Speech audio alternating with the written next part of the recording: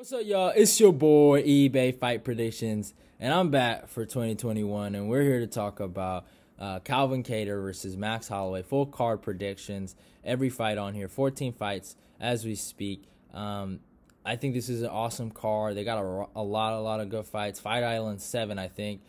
So I'm pretty psyched about it. But let's get to the fucking fights, y'all. Ricky Simon versus Gantino Perillo. I think that's how you say the guy's name.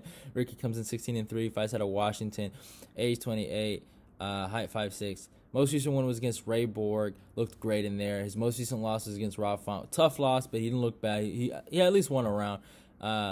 Perillo is 15-5-1. Fights out of Belgium, age 28, height 5'8". His most recent one was against Enzo Maria Laziz, and his most recent loss was against Jorge Boy. Perillo's taking this fight on short notice. Ricky was supposed to be fighting Brian Kelleher.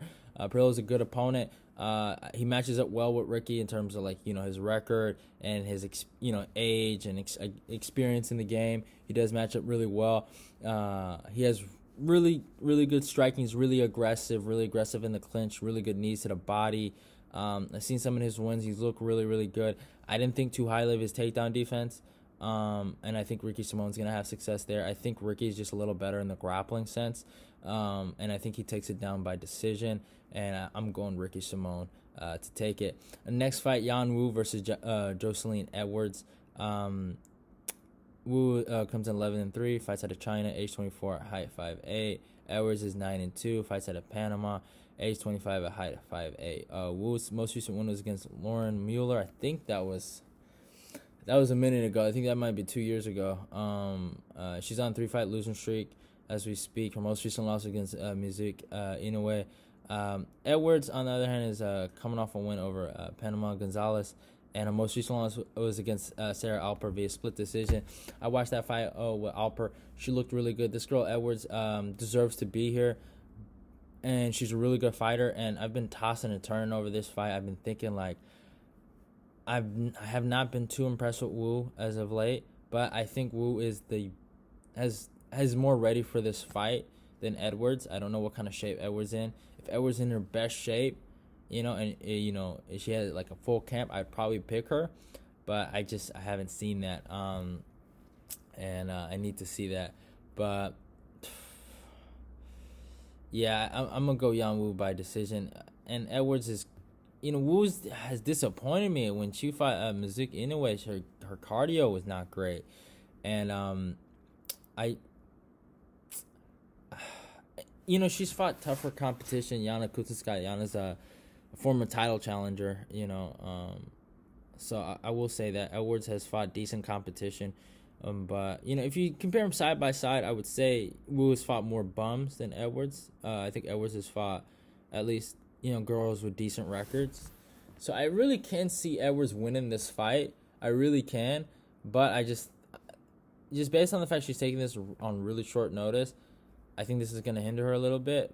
But you never know. Things can happen. Like anything can happen in the UFC. So picking Edwards isn't a bad pick, but I think Wu should take this. I think she should take it by decision. Next up, Nassourdine Emeev versus Phil Hawes. Imavov comes in 9-2, fights out of France, age 24, height 6'3", and reaches 75.6. Phil is 9-2, fights out of New Jersey, but I think he's fighting at I'm not positive, Florida now, with at Stanford MMA. Age 32, height 6 foot, and it reaches 77.5. Imavov's most recent one was against Jordan Williams, and his most recent loss was against Michel Michlaik. Phil's most recent one was against Jacob McCoon, and his most recent loss was to Julian Marquez. Phil has been looking amazing, man, as of late, and what he was able to do to Jacob, I think UFC 254, it was amazing. He blitzed him. He has a great overhand. Working with those guys at it's not, I think Tiger Schulman's, and doing some work with Stanford MMA has really helped his striking. He's a good wrestler. He's vastly improved since the Julian Marquez fight and has been looking amazing. Emeev, I expected a lot out of him when he fought Jordan Williams. I was not too impressed with that. I thought he would do a lot better. Jordan Williams actually had success. It was a scrap, man. They went to war. It was a good fight, but I expected a little more. I think Phil will take this by decision. I think he'll use his wrestling, his striking, his power. But it's a close fight. I really do think in terms of record, it's close. But I think Phil, his wrestling is gonna take part. But Emeev is a really good grappler, so I think it could be on the feet, and I think Phil has the power to hurt him on the feet. I don't know if he can finish him. Emeev's tough, man, so I don't see him doing that. But next up, David Zawada versus Razmin Emeev. Emeev, I think that's how you say his last name.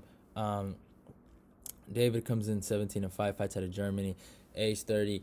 Height 6 foot and reaches 75. Emeev is 19-4. Fights out of Russia, age 33. Height 5'10 and reaches 68. Zawada's most recent win was against Abkur Nurmagomedov. I think that's Khabib's older brother or something like that. And his most recent loss was to Jingliang. Emeev's most recent one was against Nicholas Stolz, and his most recent loss was to Anthony Rocco Martin. This is a really good fight. I think they're on. I wouldn't say they're not on the same level. I think Emeev is a little higher than him. It's just Emeev has to just be kind of careful of his neck and how he goes for takedowns. But he has really good pressure. What he did to Sam Alvey was insane. Sam Alvey is just a bigger guy. I think David, he's good off his back. But I think he's gonna get outworked here. I think he's gonna get out pressured. But he did shock the world with his last performance, and I don't think a lot of people saw that coming with that submission that he got off his back. But I think Emeev should take this. I'm gonna go Emeev by decision. And yeah. Next fight, Nick Lentz versus Mike Grundy. This one is hard too. Nick Lentz comes in 30-11-2. Man, that's one hell of a fucking record. Fights out of Coconut Creek, Florida, age 36, height 5'8", and reaches 68. Mike Grundy's 12-2. Fights out of Manchester, England, age 33, height 5'7", and reaches 72. Nick, his most recent one was against Scott Holtzman, and his most recent loss was to Arnold Allen. A hard fight with Arnold Allen, by the way. I was kind of surprised how Arnold, didn't take him out earlier. But Mike Grundy, on the other hand, 12-2, fights out of Manchester, England, age 33, height 5'7", and reaches 72. Most recent one was against Nad Omari, and his most recent loss was to Movsar Evloev. I rank Evloev really, really highly. I think he's, a great fighter. A lot of people think he's a future champ. I don't know if I'm there yet, but he gave Evloev problems. He had like a lot of good takedown attempts. He was very successful in certain areas, but he ended up losing that fight. But Nick Lentz, he's a Henry Hoof guy, so I think his striking is a little decent. He's a Division I American wrestler. He did his last two losses to Arnold Allen and Charles Oliveira, two guys that, Arnold Allen is a really high level prospect, a ranked guy at featherweight, and Charles Oliveira is incoming for a title shot. So he hasn't looked bad, but he is 36. I think Mike Grundy is former Olympian, and I think he tried out for freestyle wrestling over there, and he almost made it, but I don't know if he lost in Olympic trials. I don't know how well he did there. But I like Mike Grundy a lot, and I think Mike Grundy has shown better MMA wrestling than Nick Lentz has ever done. In my humble opinion, Nick Lentz has a really good, he's not bad off his back though. I will say that, but I think Mike Grundy takes this by decision. Next up, Punahele Soriano versus Dusko Todorovic. This is a great fight. Punahele 7-0, fights out of Hawaii, age 28, height 5'11", and reaches 74.5. Most recent one was against Oscar Pichito, knocked that fool out, and is also undefeated. Dusko's 10-0, fights out of Serbia, age 26, height 6'1", and reaches 74. Most recent one was against Daquan Townsend, and he's also undefeated. It's a really good fight. I like these guys. Punahele, he has a really good left hand, and I think he's training, in Vegas. I forgot the guys' names over there, but I think with Dan Ige, I think those are his boys. But I think Dusko's a little better than him, kind of almost everywhere. And I think he's just a little technically better than him. Punahele can land that shot. I think Dusko has more experience. I think he's a better wrestler. With Townsend, oh my god, and Townsend isn't the greatest of all time, right? But he picked that fool up and had his goddamn fucking dreads flying, and he pounded the shit out of his face, man. You seen how that fool's dread was everywhere, man. Oh man, I think Dusko's gonna take this by decision. I think he gets it down. Yeah, I'm sorry, y'all. I'm going with a lot of decisions on this card, but next fight, Jacob Kilburn versus Austin Lingo. Some cool names right here. Jacob's 8-3 fights out of Tennessee, age 25, height 5'9", and reaches 72. Most recent one was against Javon J. Rose, and his most recent loss was to Billy Quarantillo. Austin is 7-1, fights out of Dallas, Texas, age 26, height 5'10", and reaches 70. His most recent one was against Sol Haiti Jr., and his most recent loss was against Yusuf Zalal. No shame in who they've lost to. Billy Quarantillo is a good fighter. Yusuf Zalal is a really good fighter. I'm gonna be really honest. I'm not that big of a fan of Jacob Kilburn. I know he has that cool knockout. I don't know how he got that knockout. That was maybe a grace from God. I don't know. A helping hand from up top. But I think Austin Lingo he's a good fighter. I think he has really good pace. He has decent takedowns, decent takedown defense, and amazing power, really good hooks. So Austin Lingo, basically, he doesn't have to get caught. You really just put it on this kid. I think Lingo should take this. I'm going with second round knockout. I don't think Jacob is that good. I think I don't know why he fights the way he fights, but I think Austin Lingo is going to knock him out. Next up, Sarah Moras versus Vanessa Melo. Sarah comes in 6-6. And oh my god, I forgot about this. Fights out of Canada, age 32, height 5'7", and a reach of 67. Melo's 10-8, fights out of Brazil, age 32, height 5'5", and a reach of 65. Oh my god, it's acting like a fool, this computer. Sorry, y'all, but Sarah's most recent one was against Luin Juju, and her most recent loss was against Sajara Eubanks. Melo's most recent one was against Jan Finet, and her most recent loss was to Carol Rosa. I don't know what to say, y'all. I don't know how to fucking predict this. This is some man. How did? I don't know, man. I guess Dana loves his females. That's all I gotta say. Dana, oh man, you gotta do something about this, Brody. This is not right. I guess I'm gonna go Sarah Moras. I don't. She didn't look good against Sajara Eubanks, and Sajara at least has beaten good girls, but she has a terrible fucking record, you know. And I just have not been too impressed with Vanessa Melo.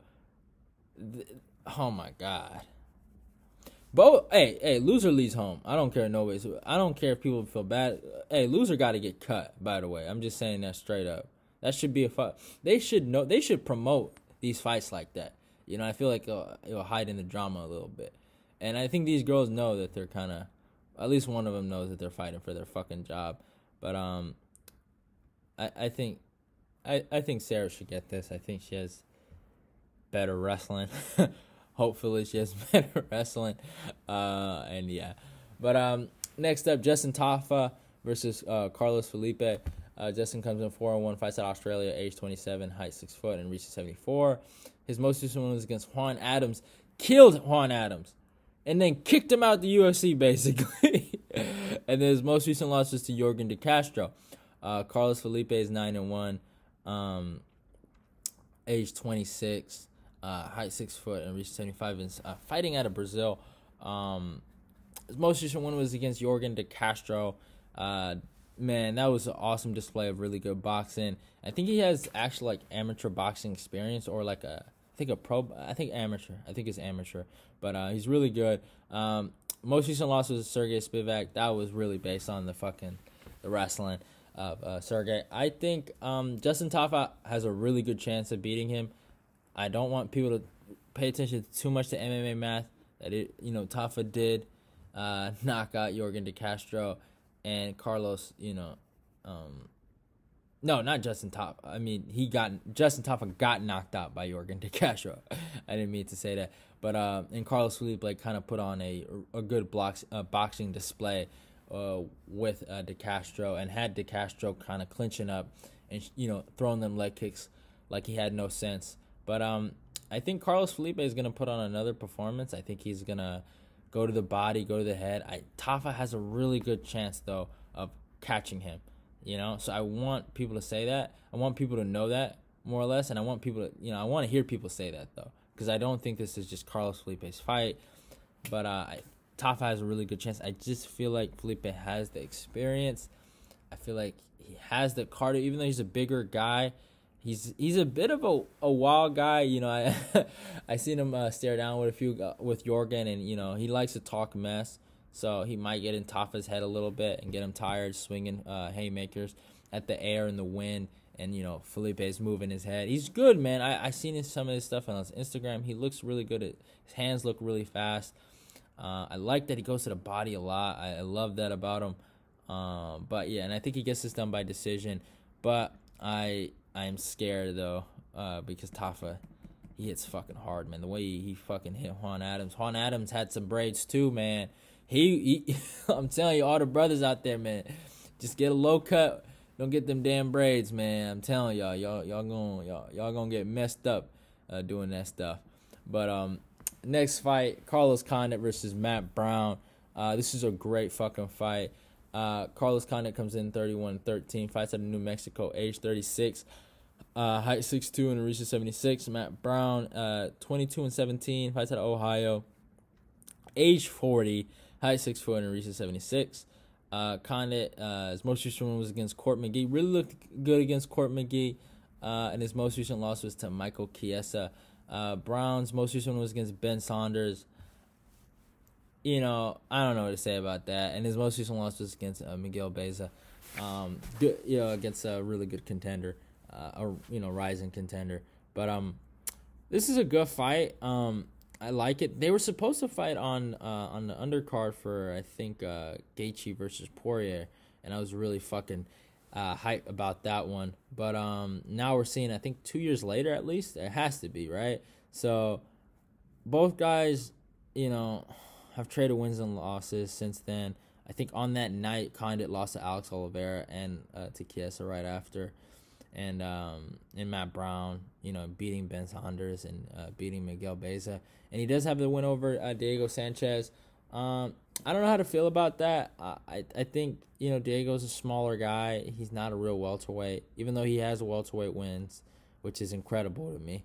But I just feel like Condit's length and his ability, to deal with distance is going to be the factor here. Matt Brown shown some good wrestling against Saunders and showed some good ground and pound, so he should do it. But I think he's gonna do it. I think he's gonna scrap. I was surprised Court McGee didn't shoot for a fucking takedown, but it is what it is. I think Condit's gonna get this done by decision. And fucking Matt Brown is 40, man. And to Condit's defense, he's fought really, really good contenders like Neil Magny, Damian Maia, Chiesa, Alex Oliveira. You know what I'm saying? Like, good guys, right? I think this is around his, ballpark, and I think he's going to win this fight, and I think he takes it by decision. Next fight, Joaquin Buckley versus Alessio Chirico. This is a really, really great fight. I love it. Joaquin Buckley comes in 12-3, fights out of St. Louis, Missouri, age 26, height 5'10", and reaches 76. Chirico, is 12-5. Fights out of Rome, Italy. Age 31. Height just 6 foot, and then reaches 74. So Buckley has the reach advantage. Buckley's most recent win was against Jordan Wright, and his most recent loss was to Kevin Holland, obviously.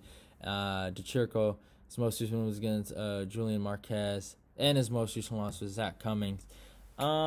This is I think this is gonna be a really competitive fight. I think Buckley should win this fight, but Chirico, I think he's on a 3-fight losing streak. You know, he's had some things not go his way. Honestly, for being honest, against Zach Cummings, he was winning that. Well, he wasn't winning that fight, but that fight was really close. I had him. It was 1-1 going into the third, and I thought he was doing good for the first half of the third round. And then Zach Cummings was coming in late, and then when he hit him with that fucking kick and knocked him down, I knew he didn't get the nod. So he's kind of fighting for his job here. I think he's gonna give Buckley a good fight. I think he's gonna, he's not gonna be in Buckley's face, for too much. I think he's gonna try to manage distance. I don't think he's gonna try to really have a brawl with Buckley. I think he knows Buckley's power, but we seen with Jordan Wright, and I don't think Jordan Wright's that good. But I think we seen with Jordan Wright that eventually you will get caught, and I think Buckley will catch the Chirico, and I think he'll knock him out. I think he knocks him out in the third round. Nothing against the Chirico, but it is what it is.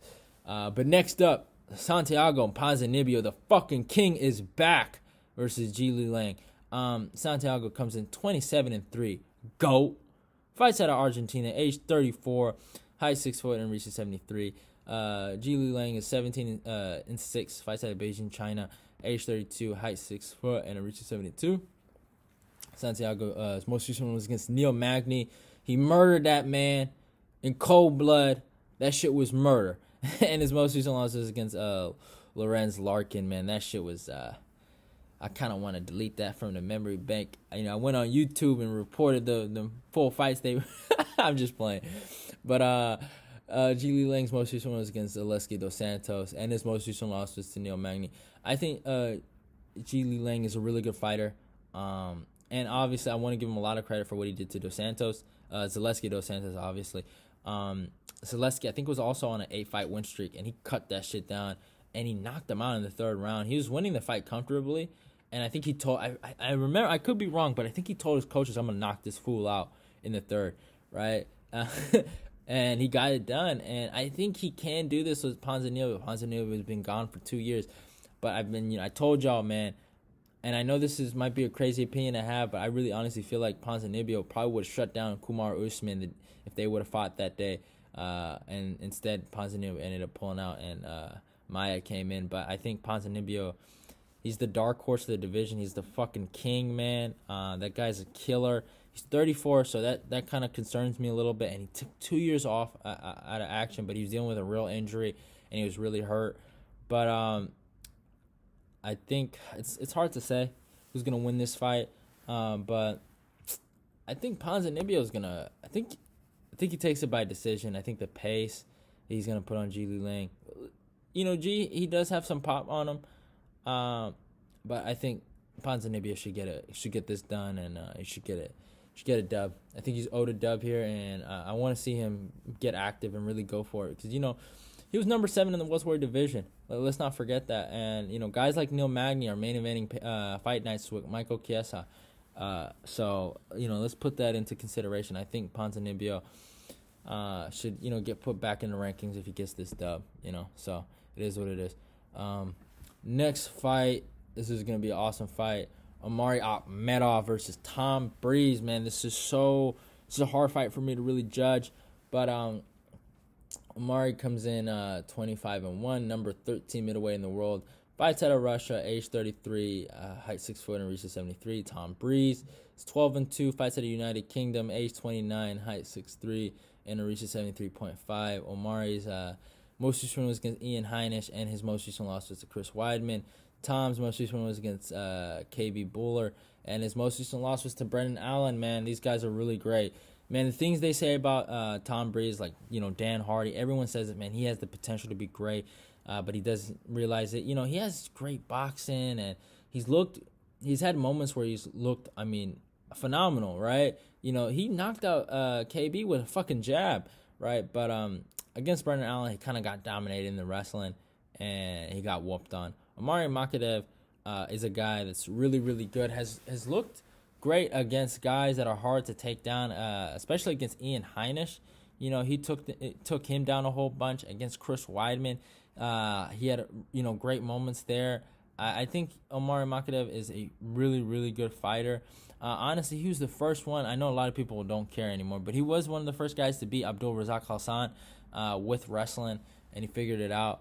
But Omari's a good fighter. He doesn't look that great off his back, but on top, he has really good pressure. He has really good wrestling. His striking is always getting a little bit better, and I think he's going to put a wrestling clinic on Tom Breese. Tom Breese is really, really good, but he needs to beat Omari Akhmedov for me to be a believer. I don't know if I'm a believer yet. When you hear great things from, great minds in MMA about somebody like that, you got to respect that, but it's like, I need to see it. Like, I really need to see it. I see it in the training. I see it hitting pads, but I need to see it in the octagon. It's a little different. You can look great on the pads. Anyone can do that, but it's harder to do it in the octagon. I really honestly believe that. And I see him. He was sparring with Anthony Joshua, and that's awesome.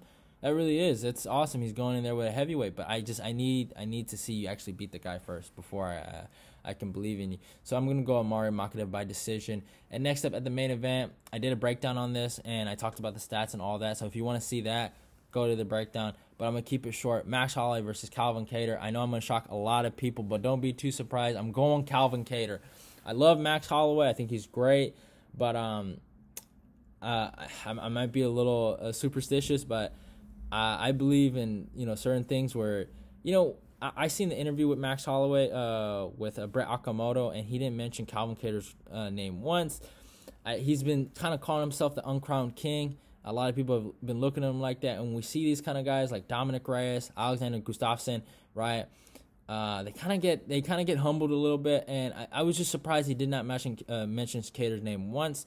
I implore people to watch Max Holloway versus Dustin Poirier. I implore people to watch Max Holloway's last, I think, 7 fights and Kattar's last 7 fights, and just compare their styles. I really do think Kattar is up there with him, and I think Kattar's jab will dictate this fight. I think Kattar's a really good fighter, and I'm not disrespecting Max.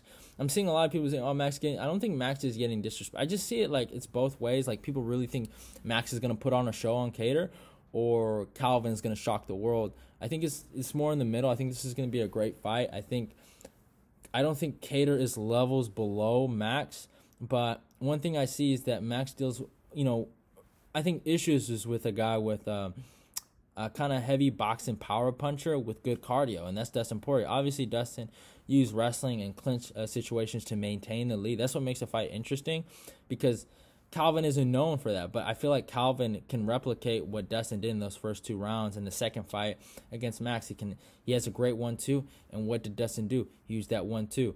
I think he's going to wobble Max in the first 2 rounds, and I think he's going to maintain distance with his jab, and I think he's going to win the fight.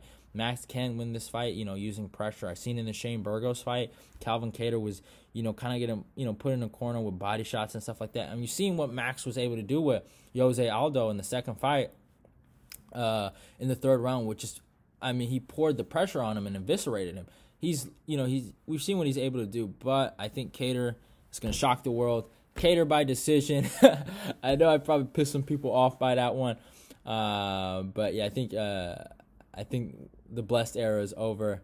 The blessed train is is making a stop. Love y'all. Goodbye. Don't forget to follow me on my Instagram, my Twitter. What else? Don't forget to subscribe, like, comment, share the video, and love y'all, and goodbye.